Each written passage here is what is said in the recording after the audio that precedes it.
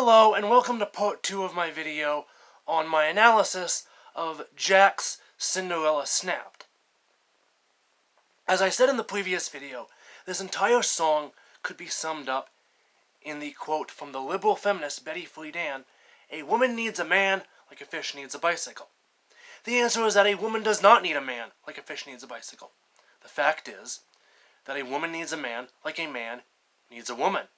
Men and women are complementary. Ask any happily married woman or any happily married man, and they will tell you that working their way through life is a heck of a lot more enjoyable, or at least tolerable, with their spouse. Now, are men capable of living on their own and being single for their entire life? Yes. Are women capable of living on their own and being single for their entire life? Yes. But, as I just said, in many cases, being married and having the family that comes with that makes this crappy life that we have a heck of a lot more tolerable. Now, I want to talk about a quote from the conservative podcaster Matt Walsh. Now, Matt Walsh said that what every good man wants in a marriage is a life where he gets up, him and his wife get the kids ready for their day, he kisses his wife, he hugs his kids, he goes to work, he comes home, dinner's cooking on the stove, his wife and his children are happy to see him, he feels loved and he feels appreciated. And that is true. That is 100% true. That is what every man wants. Ladies, if you want to keep your husband happy, what is going to actually keep him happy is not what you two go and do in the bedroom. What will actually keep him happy is a life where he feels loved and appreciated by his wife and by his children. Now, there was a podcast segment that he did on one of his episodes where he reacted to TikTok videos criticizing him. And one of them was by a woman who said that she had grown up, her mom was a stay-at-home mom. When she got married, she was a stay-at-home mom, and she tried to provide her husband with all of the things that Matt Walsh just mentioned. She even was as appeasing as she could be in the bedroom.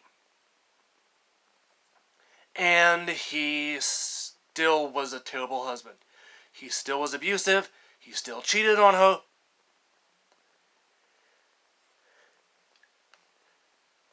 And the answer is that, yes, you can be the best wife in the world, and it will not guarantee you a good marriage. The reason is that your husband needs to have his priorities straight. Okay, if you marry a man who is more interested in getting titillated all the time, you could be the most wonderful wife in the world, and he's still gonna go bang that 22-year-old secretary over there because he's more interested in fulfilling his carnal desires than actually remaining committed to your marriage. But simply because one man sucks and has his priorities screwed up doesn't mean that all men are awful and that you need to say that the entire thing is wrong and you need to go out there and be a girl boss. No, your husband sucks, that's the problem. So just because the prince here is off screwing the stepsister the day prior to the wedding doesn't mean that Snow White needs to, or that Cinderella here needs to, quote, wake the fuck up and go out and become a goddamn CEO and a girl boss who can do everything on her own. No, it means that the prince sucks and she needs to go find another man who has his priorities straight.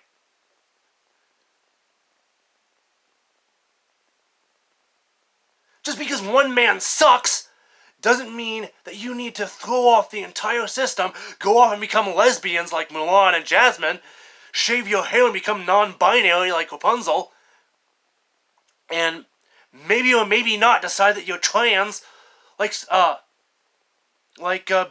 Belle.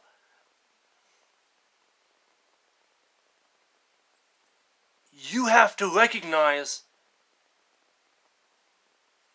the priorities of the person that you are marrying, and whether those priorities are in line with yours as well. That is how you have a successful marriage. You make sure that your priorities, that both of you have your priorities straight, and then you be the best spouse to each other.